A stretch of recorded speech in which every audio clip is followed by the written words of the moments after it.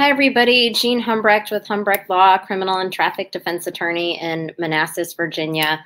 Welcome to my, yeah, this is not working. Is it not? Oh, there we go. Hi. I'm glad there's a delay. Technical issues. Welcome to my weekly Wednesday local business spotlight. Jean Humbrecht here with Humbrecht Law, criminal and traffic defense attorney in Manassas, Virginia. Today I have a very special guest for my spotlight presentation, Sarah White of Your White Knight. But it's not just Sarah White of Your White Knight, she's Sarah White of a million different things. But Sarah is here today because yesterday she made a very big announcement. She is running for delegate in the 53rd district in Virginia, which is the Falls Church and Mosaic district area. I'm going to tell you a little bit about Sarah, and then I'll turn it over to her to tell you more, and then we'll get into what exactly a delegate does for you who live in her district and why she's running and all of that. So Sarah loves to network, which we were talking about earlier, and loves meeting new people. And part of meeting new people has been joining many local groups here in the DMV. She's a member of the Fairfax County Republican Committee, the National Association of Women Business Owners, where she serves on the policy board. She's the president of the Virginia Restaurant, Lodging, and Travel Association for Arlington and Alexandria, member of the Daughters of the American Revolution, member of the Tysons Chamber of Commerce, and ambassador for the Central Fairfax Chamber of Commerce, member of DC Fempreneur. I'm a member also of Central Fairfax Chamber and DC Fempreneur. She's on the policy board for Arlington Chamber of Commerce. She's a member of the Dulles Chamber of Commerce, on the board for Visit Fairfax, and a proud Rotarian with the Fairfax Rotary Club. That's a lot of stuff. I did join the League of Women Voters a couple of weeks back as well. And the League of Women Voters. I didn't know we had one in Falls Church. I was so excited to find out and get the chance to join. You know what? I don't even know what that is, and I hate to say that. We'll have to chat about that later. And Sarah also is the, what's the word? District manager. She's basically in charge of 3 of the 5 Lost Dog cafes in the area, and then also 1 Cowboy Cafe. Is that correct? Yes, okay. There's only 1. Well, sorry. But you probably remember Sarah because she was on back, I think, in August doing a local business spotlight talking about Lost Dog Cafe. But today she is talking all about her and running for the 53rd district. So Sarah, tell us a little bit about you while I share this on my Facebook page, and then we'll get into the specifics. Absolutely. So like you said, I'm a networker and a joiner because I really believe in community, and being in the restaurant industry for most of the last 20 years, you make new families every time you join a new restaurant crew. So it's been really great to buy our first home here in Falls Church and really get to know our neighbors and be a part of this community. Northern Virginia is such a wonderful place to live and network and meet people. And it's made us feel right at home here, having come from North Carolina. Yeah, it's been 5 years now. So have you lived in the Falls Church area the whole time? We actually lived in Tyson's Corner before that, and we lived in Mosaic before that. We were trying to find the perfect area for settling down, buying a place. We were not homeowners previously, so finding the perfect spot was important to us. And last year for 4th of July, Falls Church did a scavenger hunt, where they put out some clues since we couldn't all gather together, and you got to, on your own time, go out and figure out all the clues and then unscramble a word. My husband and I enjoyed every day going out, finding a new clue, finding what letter it was. He did unscramble the word. I'll tell you that up front. He's very clever with that, and I was not. But it was so great to make our way around Falls Church and just everybody saying hi when they passed each other, and it was home. You could tell it was going to be home. Oh. Yeah, that's really nice. I didn't even know that they did that. They're doing one for Valentine's Day. Don't miss it. It's so much fun. A scavenger hunt? Another scavenger hunt. You know, I get very creative with scavenger hunts. Jennifer Rose with this. Oh, were you there at the holiday party? The Central Fairfax Chamber of Commerce, we had a virtual holiday party thing, and there was a scavenger hunt. And I was in my office, and one of the things was find a baby Jesus. And I'm like, there's not a baby Jesus in my office. Like, seriously, what am I going to do? So what I did was I had Christmas cards, I had religious Christmas cards, and I had secular Christmas cards, if that's even a thing, you know, with snowmen and stuff on it. So I just used all my Christmas cards and I won. And you know what I won? I won a pizza or $25 gift certificate or something from Lost Dog Cafe. So I'm going to be creative and win that scavenger hunt, I'm telling you right now. But anyway. That's awesome. And I actually did meet Sarah's husband one time. A bunch of us went out for trivia, so I'm not surprised that he won that scavenger hunt. He's that guy, yeah. He's the one that I can never beat at those type of games. Well, good to know. I'm going to have to put that in my calendar. You're that girl that I can't beat at those kind of games, so I like watching you two square up. I grab a drink and sit back. Well, there you go. We'll have to go out for trivia again sometime. Yes. All right. So tell us a little bit about, for those watching, we actually have a number of people watching. Oh, by the way, for those of you who are watching, feel free to type in the comments where you're tuning in from. If you happen to live in Sarah's district, or if you don't know, we will tell you shortly. And then also another thing I wanted to tell everybody, I'm sorry, this is a learning process. I was meant to do this like 6 minutes ago. Make sure to like and follow my page, Humbrecht Law, because that way you'll get notifications every time I'm doing an interview or when I have an interview coming up. So you can see Sarah, I'm sure, again sometime in the future, and all my other wonderful guests that are more entertaining than just me talking to you. So feel free to type comments in the chat. And also, if you have any questions for Sarah as we go, she's happy to answer any questions that anyone has. So with that being said, can you tell everybody a little bit about what a delegate is, what the job entails, and you know, exactly what the 53rd district is? People don't know. Sure. So the state is divided up into 100 different districts throughout Virginia. So if you can imagine that, taking a map of Virginia and drawing it out, it's actually done by population size. So if you're in a more rural part of Virginia, you're going to have a much larger geographic area. Whereas in the city, like we said, it's just Falls Church and Mosaic for District 53. It's a little bit of Fairfax County, a little bit of Arlington County, but it's right here. And all of the districts in Northern Virginia tend to be a smaller land size because it's done by population. Okay. Okay. So tell us a little bit what a delegate does for his or her constituents. Right. And so that's your representative. That's who's going to go to Richmond on your behalf. Or right now they're actually meeting via Zoom to have their meetings.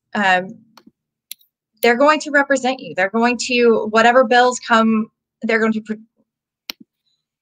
both put bills before each other in Congress to meet about, but then they're also going to vote on those bills and discuss those bills and try to make the best decision for our people. So you're really there to represent the voice of your people. Think of being in a classroom and you all are going to do something and the teacher says, okay, what's everybody want to do? You're the one that gets everybody together and says, okay, let's talk about this. What are we going to do? All right, our class wants to. So you're going to stand up for your district.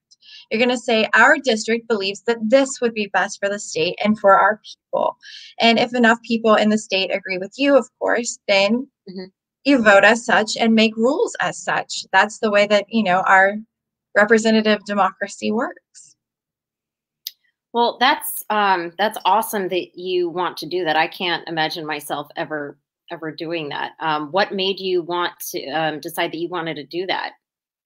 So I really believe that I'm in touch with the people in this area, that I found a lot of simpatico. We're very alike and like the same, you know, a lot of the same things. And yeah, you're always going to have people that disagree with you. That's life. And you're never going to be 100% with anybody. I haven't met anybody yet that we 100% agree on every conversation that we have. That's just not real life. But I think in general, I'm like a lot of us.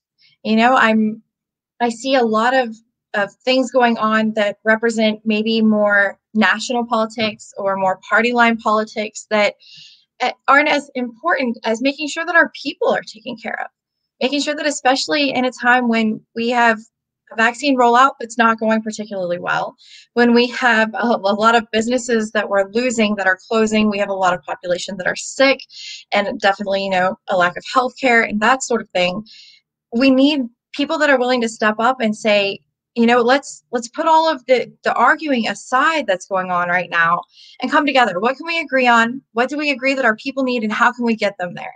And if your idea is better than mine, let's work on your idea. And if my idea on the next thing is better than yours, let's work on my idea. But let's move forward for our people and make sure that our people can survive, that children are getting the educations that they need, and we know they're not right now.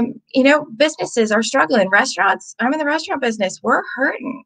So getting that word out and making sure that the people are represented and not just grand ideas that really don't translate into your everyday life. Mm-hmm.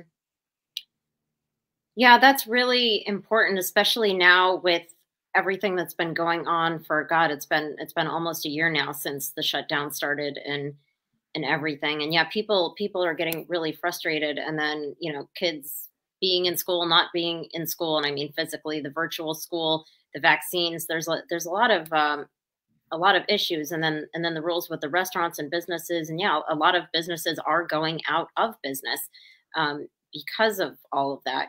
There's got to be a balance between keeping people safe, but also not driving everybody out of business. And I know one of the platforms, or forgive me for not using the correct term, that you mentioned on your website, you talk about small business, you talk about education and law and order. So do you want to go into any detail about what you envision for trying to help small business, and then also your experience working in and with small businesses, and you even started a small business, so you're a perfect person to give an opinion on that. I know a little bit about it, but it's a situation where I think a lot of lawmakers that are making the decisions for our businesses might not have that experience. And, that's through no fault of their own. Everybody has a different experience. Everybody comes from someplace different. But if we're going to make decisions for our businesses, such as not serving alcohol or not even having alcohol on a table past 10 o'clock in a restaurant, if we're going to say that you have to close at certain times, or this has to be the size of a party in a restaurant, or the store can't have more than this many people in it at a time, if we're going to make those kind of rules, we need some facts behind it. We need to know what works and what doesn't. If you look around at other states, there are some states that are doing very, very well in COVID. And there are other states that are not doing as well. And unfortunately, we're one of those. So look at what's working. You don't have to reinvent the wheel. Yes, we are all kind of reinventing the wheel because COVID's a new thing, but if somebody has an idea that works, if I go to a restaurant and they're doing something fantastic, I try to implement it in my restaurants. I try to say, hey, they did this touchback at 2 minutes after I got my food to make sure that everything was perfect. Let's do that. I felt good about that. So let's bring the same thing. If we see that not serving alcohol past 10 was working, fantastic. But the problem is we see people are not going to have a private party. They're going to go to someone's house. They're not done having a drink. They're done having a drink in a bar or in a restaurant because they can't. And we had rules in the restaurant. I don't know about you, but I don't have any rules hanging in my house.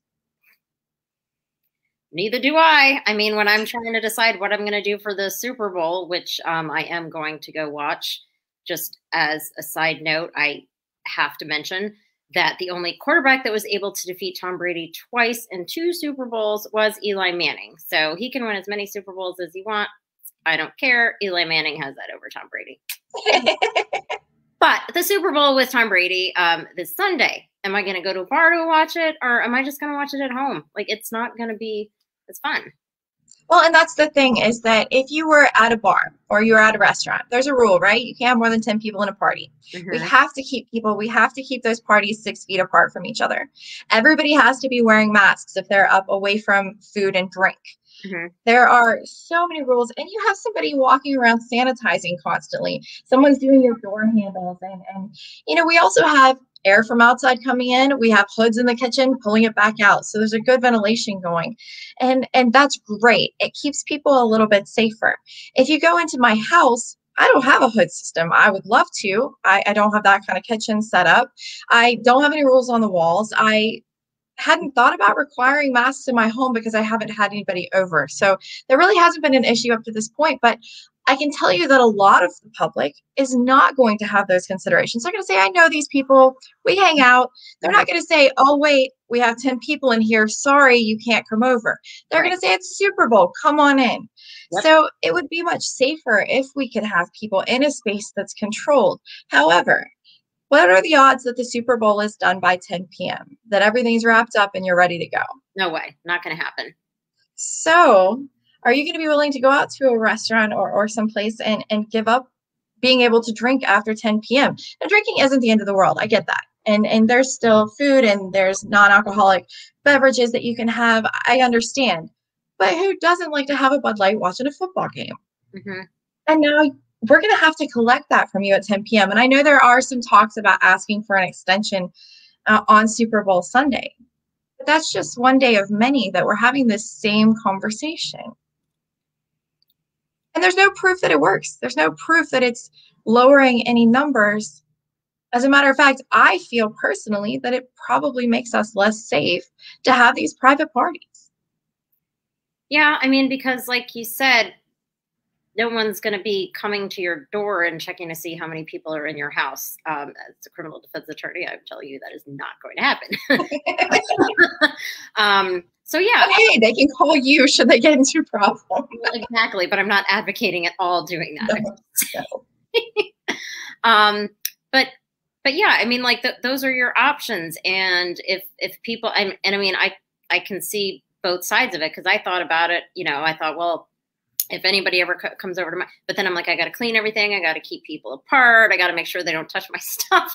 And I'm like, I might as well just go out, because at least, it's up to, the restaurant. I'd go to a place I'd have felt safe, obviously, but it's up to them to be doing all that. But I mean, these are things that people think about now that we didn't used to think about before. Right. It was just, am I going to go out or am I going to have people over? Now it's like all these things, and, taking the drinks away at 10, actually, that leads me to something else. I think a lot of people, even in the legal community, are a little confused about what all of the rules actually are. And you work in a restaurant, and you work with restaurants. So could you tell us, just so we all know, like exactly what all the regulations are right now? I love that you brought that up, because the very short answer is nope. Oh. You know why? Because the rules come out on a Friday afternoon around 5 o'clock, when there's not going to be anybody to answer questions for the weekend. And often they don't make sense. So when we went to the rule of 10 people in a party, a lot of restaurants thought that meant 10 people in their restaurant total. I had a lot of restaurant friends that were closing or were limiting the inside to 10 people. They were asking, does that include my staff? What do I need to do here?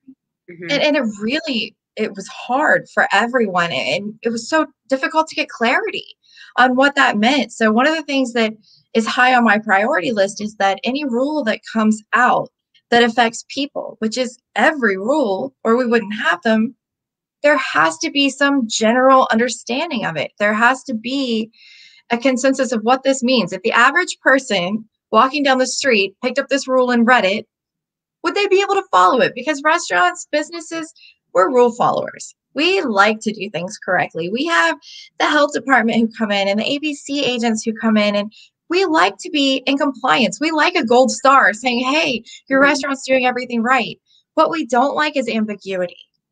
We don't like to be caught out there going, I don't know what they want from me.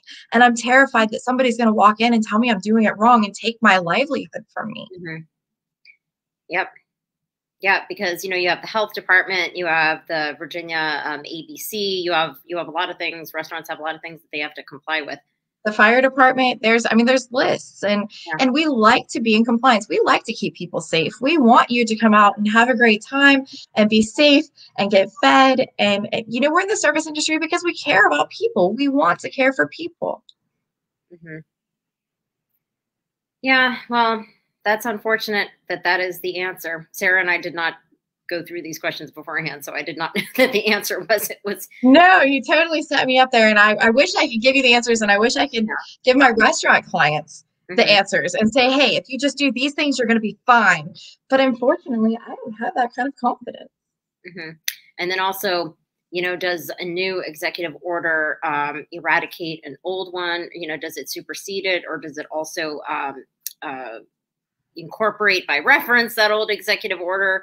Yeah, I mean, it's a lot. Yeah, and that's the thing is you have a lawyer, you have someone who runs restaurants, and we're going, what? Mhm. And that's where we're at now with the way that rules are coming out fast and furious with not really any explanation or any definition of what these mean. Now, to be clear, every restaurant that I work with that I'm aware of does try to go above and beyond. So if we think that it's 10 people in our restaurant total, we're going to try to comply with that first Mhm. and work backward. It's Mhm. hard on restaurants, it's hard on businesses, but we're going to aim for as safe as you can be first and then try to figure out the rest. And we've done very well at that. I think that restaurants and businesses in general have done a phenomenal job at trying to keep both of their employees and their clients safe. Mhm. Yeah, and I've been to a number of restaurants since we were able to actually start going back to restaurants, and I mean, yeah, it's a lot of work. They have to, obviously clean every area after somebody leaves before anybody else sits down. They have to distance people, and they have to deal with people who don't want to distance, or Or wear a mask.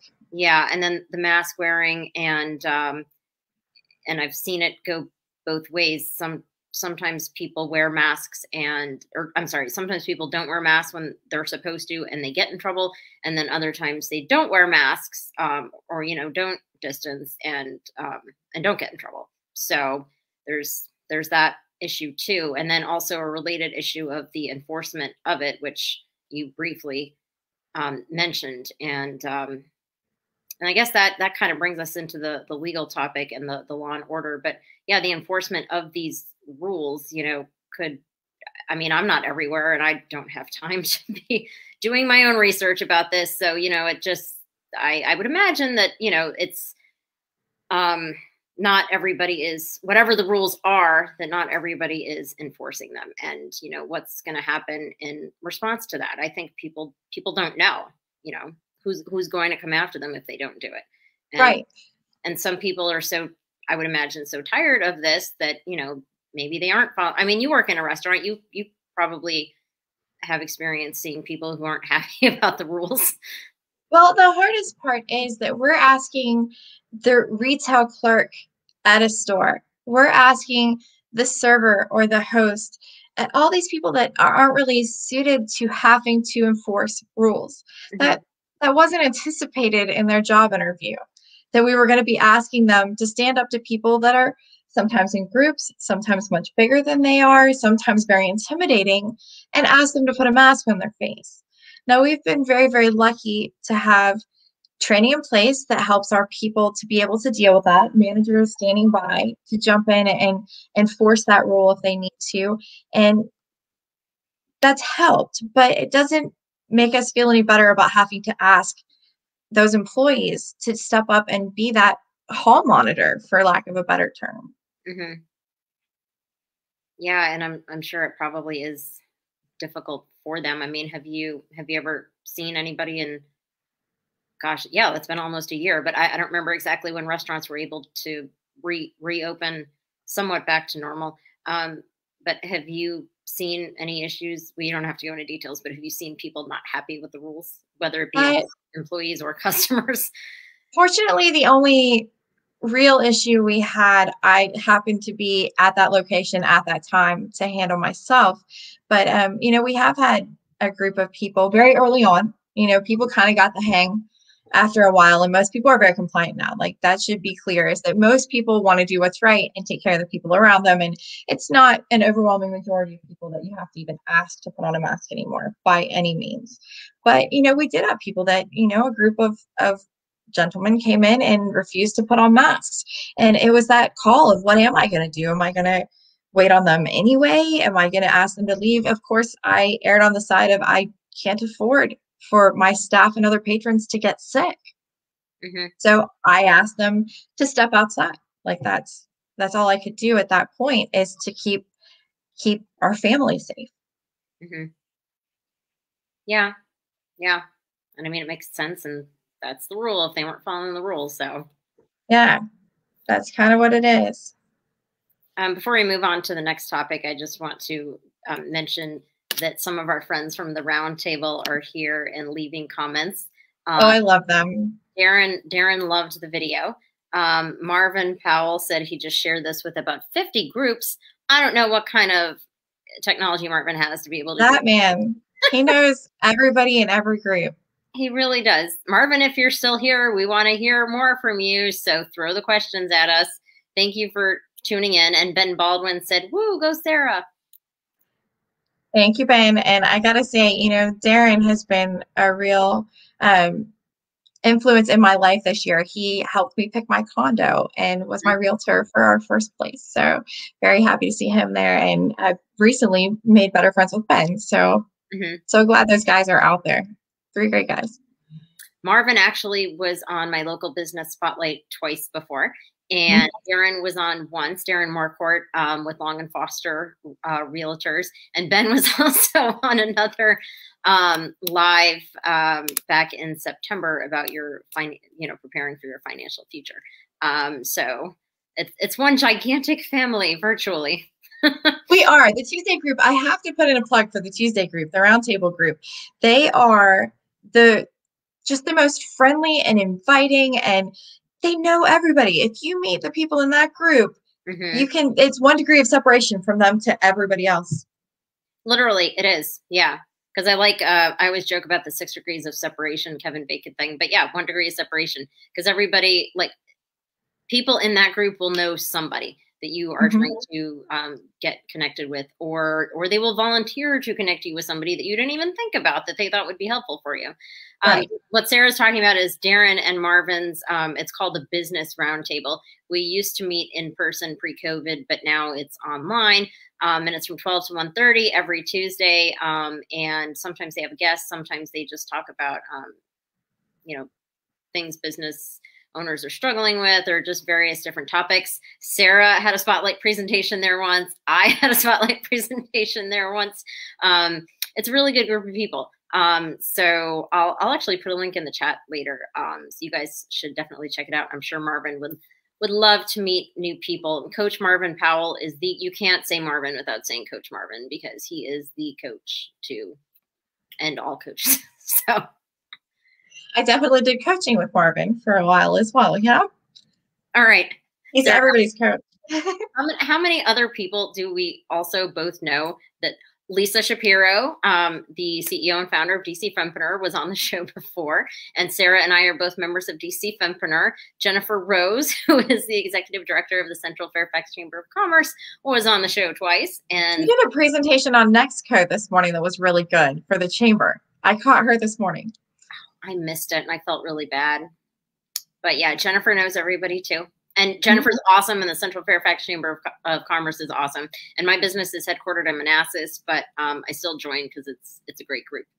And that could have been where Sarah and I met. I don't even remember, because Sarah and I do so many of the same things, and just all by coincidence. So I feel like the first time I saw you like 3 more times that week. That it was just, it was just meant to be. It was meant to be. And then I think at Marvin's networking group, I think Sarah said something about going out for a drink, and I'm like, I'm in. And then we went out that day, and then we've been friends ever since that. Yeah. This world of COVID and virtual is weird with friends. Like, I have one friend that I never met in person, Sarah Alapin. I don't think she's watching. She's also in DC Fempreneur, but she runs District Bliss, which is another awesome networking organization. She called it the friend version of online dating because we met online and never saw each other in person. Right. And then we finally met. But yeah, it's funny. And she's a lot taller than I thought she was. And she said I'm a lot shorter than she thought I was. So this world of COVID. But anyway, Sarah and I even knew we were going to go off on these tangents. What were we talking about? We're talking about restaurants and rules. Is there any, so I think we were moving on to the law and order section. And what does that mean? Because in today's world, that could mean a lot of things. And for me, what it means is that we support our police departments, but we support an equitable enforcement of law. I should feel safe walking down the street. You should feel safe walking down the street. Everybody should. And I really believe that that's supporting community policing. Your first contact with a police officer in the community shouldn't be because you're in trouble. That isn't how you should get that introduction. And if we had more ability for our officers to know us and for us to know them, I think that that would solve a lot of problems. But it's about just feeling safe in your neighborhoods and feeling like your family's safe and your children are safe, and that's safe from bad actors on any side of the law, because nobody supports the bad actors. I think that if you met great police officers, and I know a few, they're not supporting the bad actors either. Right. So it's getting to be, that community and that group of people that just want the right thing, just want us to be safe, just want us to feel comfortable in our homes and leaving our car parked on our street. So, it's really about bringing that into more of a community focus. That's a really interesting point, and I'm glad you brought that up, because I didn't pick that up from looking at your website, which is why it's good to talk to you. And if anybody ever has any questions, I know you and I talked about this before. You're more than happy to talk to them to explain or answer their questions, whatever they may be. Right? Absolutely. I would love to have conversations, and I'm looking to meet everybody. If you learn about me and you learn about my opponent and you go to vote that day and you vote for someone else, I understand that. I get it.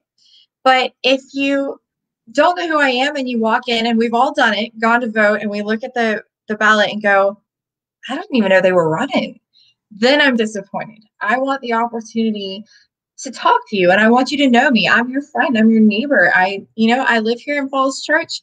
I'm in the community. I network everywhere. And if that's just having a one-to-one conversation with you, I welcome the opportunity to meet everybody in the district. Mm-hmm. Well, that's awesome. Actually, I'm glad you mentioned something, because things are a little very different now with COVID. In the spring and summer, and even in the fall, there's a lot of festivals and like Taste of Falls Church and all that stuff. And, it's too soon to say now what's going to be happening in spring and summer and everything. Hopefully things are back to normal. But can you tell people who may be watching in your district, or maybe that are close to your district, what's going on there? Are there any in-person events like that, or is everything still on hold? There are not really in-person events happening. I mean, in all the groups that I'm in, it's not in person. And, all the community, even, the scavenger hunt is meant for a reason, to keep people socially distant, to keep people from gathering in the same place at the same time. So in-person events just aren't a thing right now. So if it's meeting with one-on-one, if it's meeting small groups, if it's having a phone conversation, if you feel more comfortable going back and forth on email or jumping on a Zoom call, whatever it is, I will meet people where they are. I just want those opportunities to have the conversation. So whatever that means to whoever wants to talk. I look forward to the vaccine being everywhere soon and us getting back to our normal lives. At that point, expect a knock on your door so I can say hello. And Sarah will say hello when she is legally allowed to, because she loves meeting people, just like I do. So she definitely will make herself, I can guarantee you, she will make herself available for anybody that wants to talk to her. Another thing that you mentioned on your website is education. So can you tell us a little bit about what your platform, I hate to use that term because I don't know if that's correct, but like, can you tell us a little bit about your feelings on education and like what you think needs to be changed? Because the description of this was, you were gonna why you are the one that is going to deliver the bold leadership in Virginia, and we need a change. So what is it for me who doesn't have kids? Obviously, I see things that are going on, but I'm not directly involved in it. So can you talk to everybody about, what changes, needs to be made in terms of education, like for because some people just don't really know everything. Right. And first of all, I want to say that I love that you are also tripping over the terminology, because I'm not a politician. I've never run for an office before. I'm learning as I go. I have some ideas. I see what I want to move forward with, and I'd love a seat at the table to have that conversation about how it goes. But I'm not a politician by trade either. I'm learning the lingo, day by day. Thank goodness for campaign consultants. So anyway, when it comes to education, I've always been so proud to live in Northern Virginia, where we have some of the best schooling, and our children are so educated here. And I don't personally have children. So, there's a lot of chances that I'm going to interact with your children, that they're looking for their first job, or, maybe they work somewhere that I go out to, or we see each other on the street, or joining a civic group. And having an educated base is important. Those are the future leaders. Those are who are going to run things in just a few short years. And time, I think we all agree, goes so fast that losing 1 year of education is going to leave a mark. It is going to make an impact. So we went from having the best schools to a 700% increase in failure rate, I think was the last number I heard. Wow. That's a lot. You hear stories all the time about people having trouble with internet issues. Teachers had to pivot so quickly that are we reaching our children? Clearly we're not in all cases, because of the failure rate. And what does that mean? What can we do? So I think if you look at examples of where it is working, and I read an article just briefly a few days back. I shared it on my social media, but it was about how schools aren't passing the virus between children like we think they are, the ones that are open. And I talked to a teacher and said, where do you think that's coming from? And his answer was the lunchroom. When teachers go to lunch together and have their break together, they take off their masks and are in close proximity. So if either of them came in with it, they're passing it to the staff, which is more of an issue in that teacher's opinion. So it's really doing the contact tracing. I want to see what is impacting the schools, what isn't, and how can we safely, what's working to get our children back in a classroom where there is a teacher to work with them on things. I have 2 nieces, and one of my nieces requires a little bit more help. She needs a teacher that she can ask, what did you mean by that? And what do I do next? Where am I at? Or one that notices, hey, this isn't done, or I don't think you understood this. And you're just not getting that on Zoom. I don't know about you all, but I know about 30 minutes into a Zoom meeting, I'm checking my phone, checking my Facebook. It's so hard to stay involved that long. And we're asking our children to do that. It's just not a successful plan. Yeah, I mean, I know what you mean. And we're grown adults, and who, if we're attending a meeting or a webinar or whatever, we're doing it because we want to. Well, for the most part, sometimes we're required to, but we're doing it because we want to, and we want to learn something. And I still stray. I check my email and then I miss something. I mean, we all do it. And I mean, imagine how difficult it is for kids to pay attention, because you need to be online to do school, and you got access to everything. And yeah, I mean, but Ben asked a question in which I want to get to, but I do want to ask a specific question about the 53rd district and schools. So are the virtual or half virtual in person, which I've heard is going on, is that a Commonwealth wide decision, or is that county by county? I believe it's county by county. I think it's a school board decision at this point. Okay. So it's, there has been little guidance to come out about what to do next with that, but the school boards ultimately make the call for their district. Okay. And what's going on in Falls Church? Is it the city of Falls Church, or is it Fairfax County? And that's something I'll have to look at where that line is for the school board. But okay. I'm just curious what's going on in Falls Church with school. Right. I believe it's virtual right now. Okay. Ben asked a question. Oh, Ben said it's county. What is Ben up to? Ben's paying attention because he answered our question. He says it's county by county, but he has a question for you. How do you think Virginia can better handle the COVID relief? he said, if I missed this earlier, it's my fault.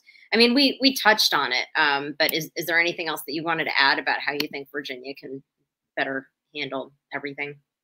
Well, I just want to say on COVID relief, on the money that's going out, Virginia has done well on that part, on getting money where it needs to go and trying to support our businesses there. So a lot of the support that we're getting at this point is PPP funds, which we know is federal.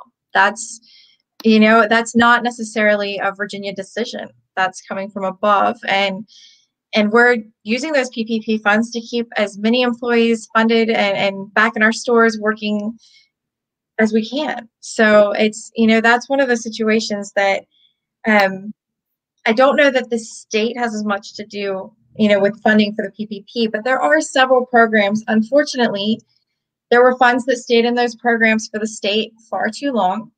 People didn't know how to apply. I didn't know that a lot of them existed until I think one of my clients who was eligible for one of the programs found out about it the day it ended. Like, they had the money. It's here. We want to support our restaurants. And so then another one came along. There was another fund that came out for Virginia. And we're like, okay, we're going to be on top of it, right? We're going to fill out our application. Well, there was such a backlog in the applications as those came through that they ran out of money for that one before they even got to everybody. So it's just been so confusing of, it wasn't necessarily about not having the money, because there were different funds. But it was about communication again. The same way the rules come out and we go, what? It's the same way the funding came out, is that we went, I need to go over here for that and over here for this, and they want this information. And I don't know what they're really wanting from me, or how do I stand out and make sure that my restaurant or my small business or, my tire shop, my selling clothing, whatever it is, how do I make sure that my employees get what we need to stay open also? And it was just unclear. I think that that's a big term for Virginia 2020, unclear. Yep. The first word that everybody now hates is pivot. And now 2020, and now you can say unclear. And I'll say I'll say things like hindsight is 2020. Oh, no pun intended. I actually want to share Sarah's website before I forget. So I'm going to hit share screen. Let's see. So I recently had eye surgery, and today is not a day where you can tell. I can't see.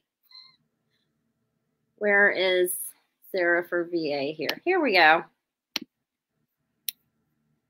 All right. Can you guys see that? Sarah, can you see it? Yep. You can tell where I'm naturally in my element. I love waiting tables. You'll still see me pick up a tray. I think I'll always be very comfortable there.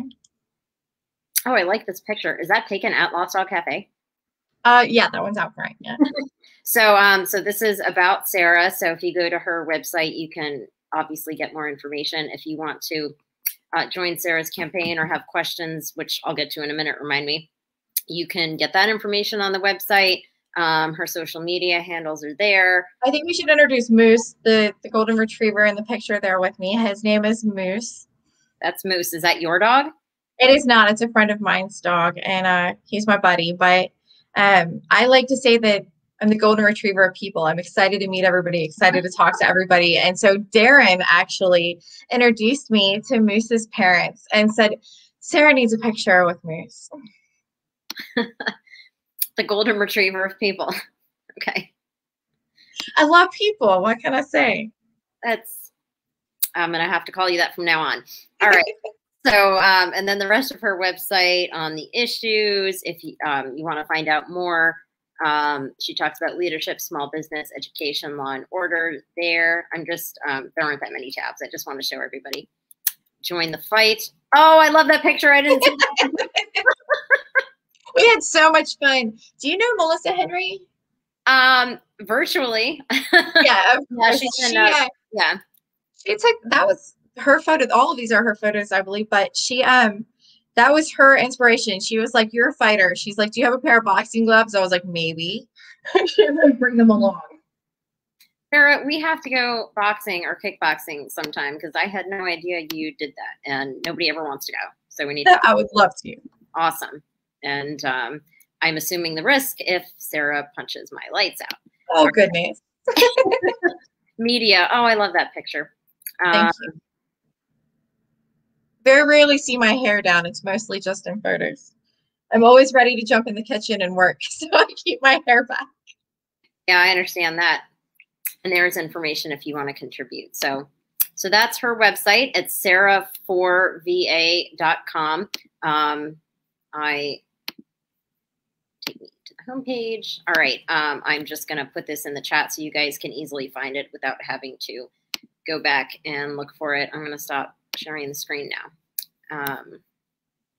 So yeah, if you have any more specific questions about anything for Sarah or how to help. Oh, that's what I wanted to get to.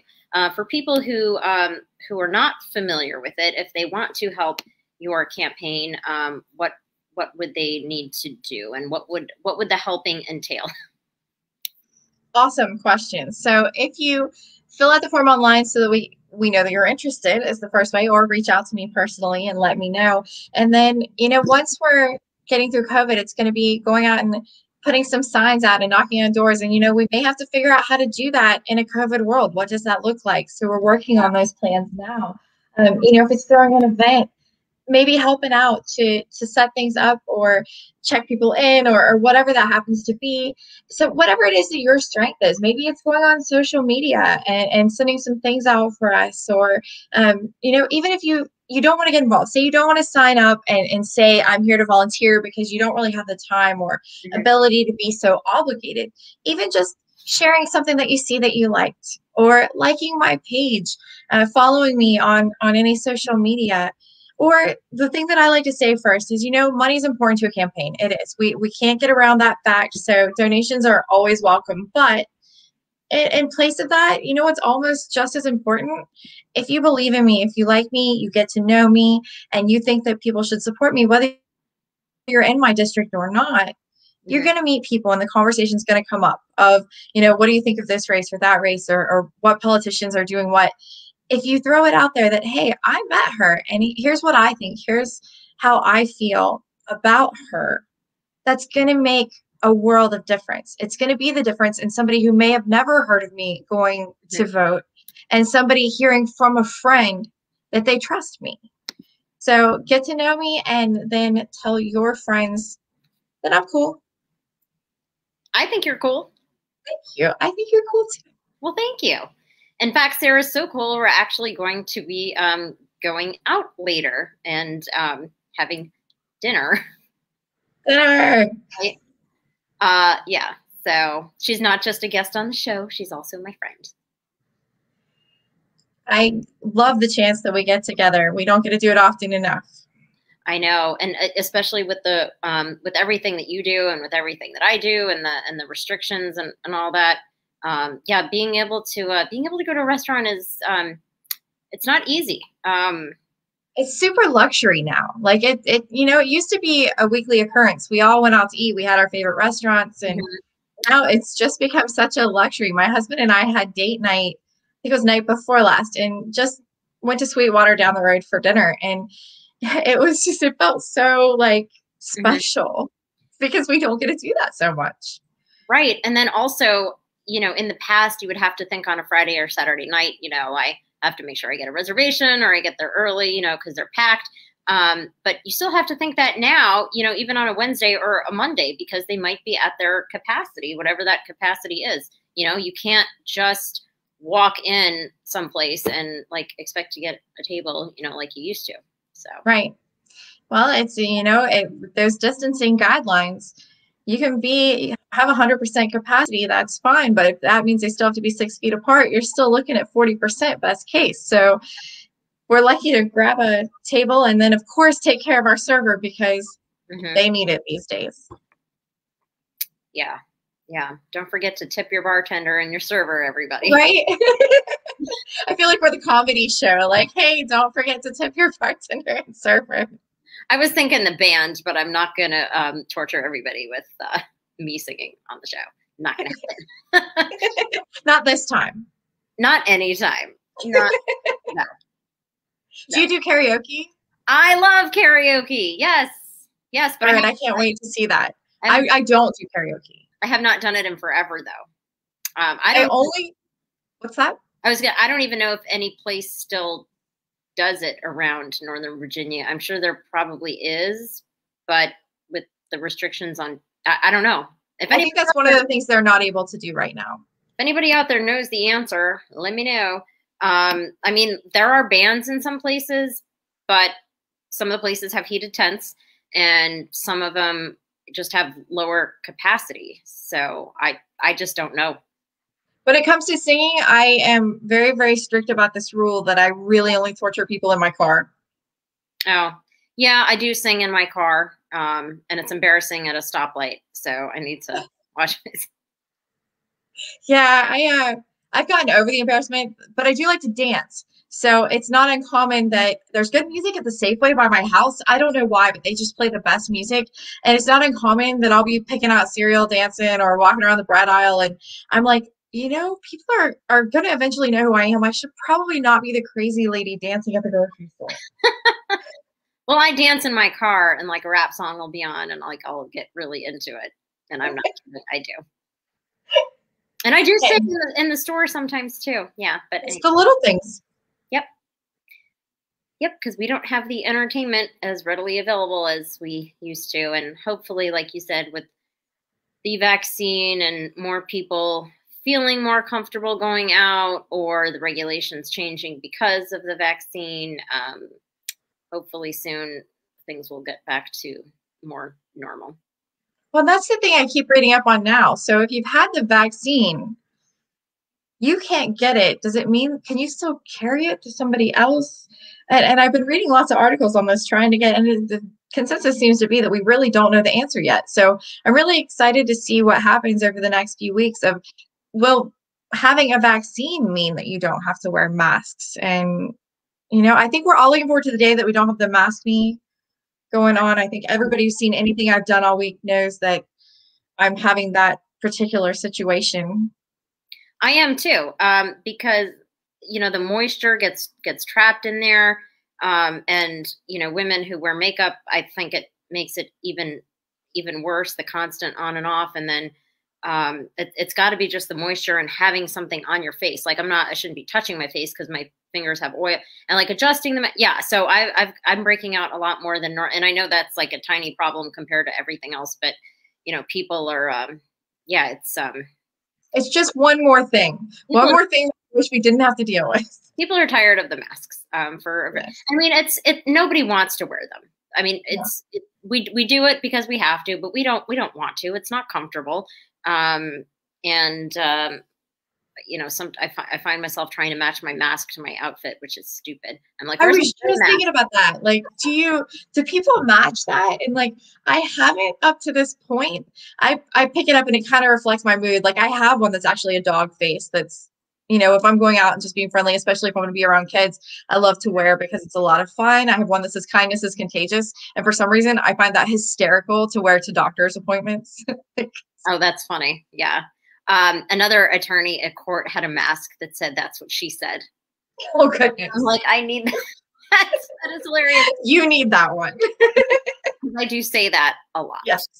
Yes. Sarah, you knew that too? Sarah knows everything about me. She put a post on Facebook one time, tell me something I don't know about you. And I'm like, you literally know everything. Like, I can't write anything here. Well, I like that. I really, really enjoy that. Like, I like that. I don't know how many coffee mugs you have, but I know that you never run out. Nope. I don't have to worry about doing the dishes with coffee mugs until my sink just overflows. But yeah. Your sink will get full before you will run out of coffee mugs. I like that I know that about you. Mm-hmm. And you also know that I'm a Britney Spears fan and a WWE fan, and I like trivia. I think until I saw the Britney poster, I wasn't sure exactly the extent, but that sent it over the plate. That sent it home for me. Yeah. So Sarah helped me move one time, and I was like, be careful with the Britney poster. I'm looking at it right now. I don't want to. I suppose I could. No.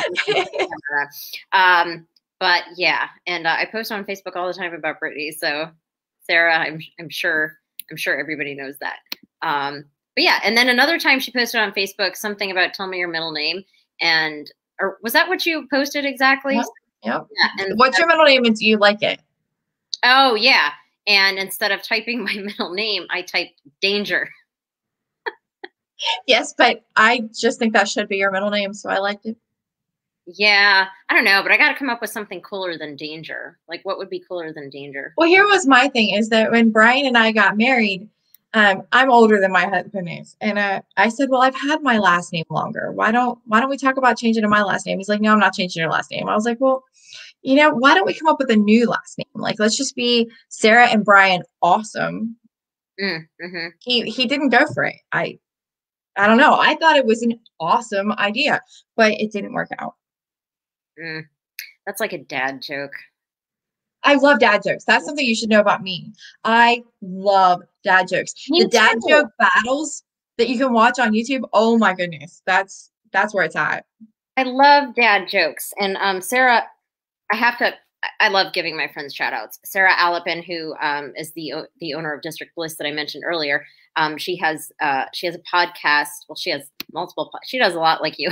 She has multiple podcasts, but she has a podcast called Laughing with Gingers. And one episode, it was all about dad jokes, and it was so funny. I'm pulling up. I just saw that podcast yesterday for the first time. You did? Which episode did you watch? I can't remember what the title of it was, but it was the first time that I didn't know that podcast existed. So I'm really looking forward to catching up on. I've been downloading I have to catch up on this. Oh, how long has it been going on? Has it been going on for a while? They started it after COVID. I want to say last summer, I think. Sarah and Christina Curry, who's also a member of District Bliss, they're friends, and it's absolutely hilarious. I'll listen to it when I'm driving, and like people will think I'm crazy because I am laughing hysterically. All right, I have some dad jokes. Oh goodness. We'll just do one or two. How do you get a squirrel to like you? I don't know. You act like a nut. The squirrels love me then. We're good. Why don't eggs tell jokes? I feel like I should get this. I feel like I should know this. I don't know. Because they'd crack each other up. I know, right? I swear, if I find a shirt that I can print that on for you, you're gonna wear that. Oh, I know people who work at sign companies. We can get there. We go. There we go. Oh, I love this one. It doesn't require an answer from you. I don't trust stairs. They're always up to something. Here's another one. What do you call somebody with no body and no nose? Nobody knows. Yes, you got this. Yes. We should just do this for entertainment in the age. Right? Why couldn't the bicycle stand up by itself? I don't know. It was too tired. Oh goodness. Ooh, I don't know about this one. Oh, Dad, can you put the cat out? I didn't know it was on fire. What? Oh, there was one worse than that. I wasn't going to say. One just doesn't make any sense. What concert cost just 45 cents? I don't know. 50 Cent featuring Nickelback. I'm sorry, that's good. What kind of shoes do ninjas wear? Sneakers. There you go. Oh. Once in a while, the answer's there. How does a penguin build its house? It glues it together. I know, I could do these all day.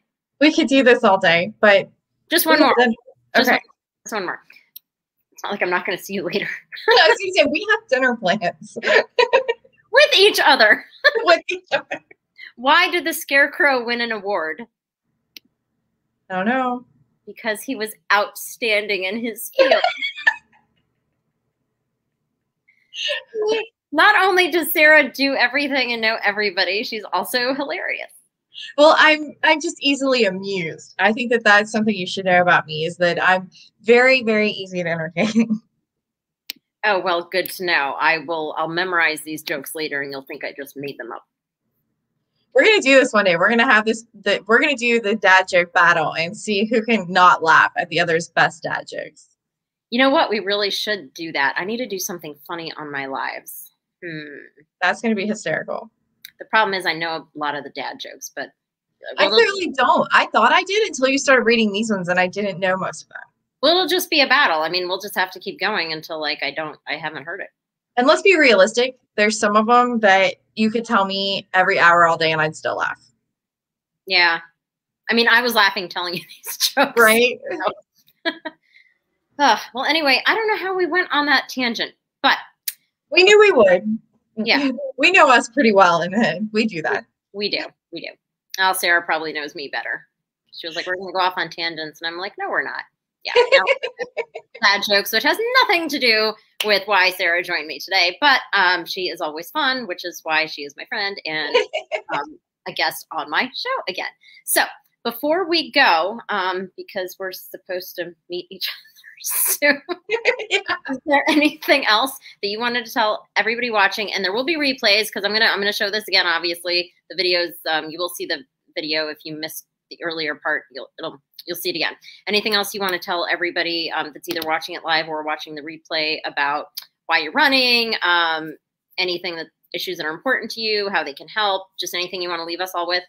I think we went over a lot of it. So I think instead I'm going to make an ask instead of a tell. Let me know what matters to you, whether you're in my district or not in my district. I love the feedback. I love hearing what's going on in your life and what matters most to you. What would you like to see? Or even if you don't have the solution, what's the problem? What would you like to see addressed? Because knowledge is power. And the more that information that I get from the public, the more I will be able to form policies around that and say, okay, well, here's how I think we should tackle that. Or, that's a great idea, Jean. Let me take that and play with it, see what we can come up with. So feedback, we're in this together. I can't get that message across enough that we are better together. And all I want to do is work with you. Mm-hmm. Well, that is a great way to end. So Sarah White, thank you so much for coming on the show. I put a link to your website in the comments. It's Sarah with an H, Sarah4, the number 4, Sarah4VA.com. Any information you want to find out about her campaign or how you can help. She's running for delegate in the 53rd district.